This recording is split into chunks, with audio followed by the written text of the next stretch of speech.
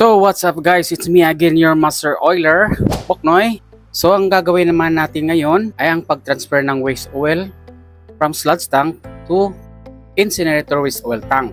So samahan nyo ako para may knowledge kayo tungkol sa pag-transfer ng waste oil on board ship.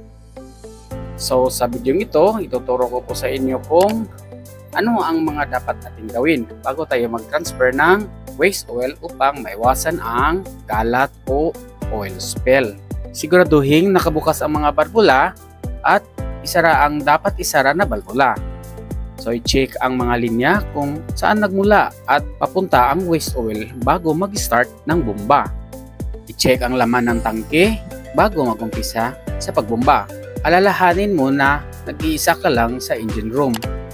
Hanggat maaari, iwasan natin na magkalat ang waste oil sa loob ng engine room. Dahil pag nangyari yun, tsak, makauwiin ka talaga ni chief engineer. Biro lang, iba na rin yung nag-iingat. Malaki ang responsibilidad natin, mga oiler dito sa barko. Halos ikaw na ang magpapaandar sa lahat ng auxiliary machineries, maliban na lang sa main engine propulsion. Tara, samahan niyo ako hanggang sa pinakadulo ng video ito. Shoutout nga pala kay Chief Engineer Solchi Obrique, kay Third Engineer Matigas, kay Third Engineer James Carson, kay John Dave, Tabi Barlas, at kay Maghanoy. Puntahan naman natin ang incinerator waste oil tank for monitoring. Since nabasag yung sight glass namin, sounding ang ginawa namin dito using deep improvised dipstick. Alam na rin namin kung ilan na ang laman ng tangke bago pa man mag high level alarm.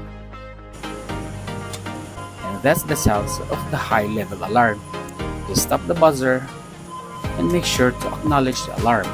Ngayon, pwede mo nang buksan ang mga balbula ng steam inlet at outlet upang mag-init yung waste oil para makapag-condensate bago ito sunugin sa may incinerator oil burner. Maraming salamat po at sana'y may natutunan kayo sa video ito. Kung ikaw ay napadaan at nagka-interest sa video ito, paki-subscribe naman para happy naman tayo kahit papano. Kung may katanungan, mag-comment ka lang sa may comment section below. This is your Master Oiler signing off. Bye-bye!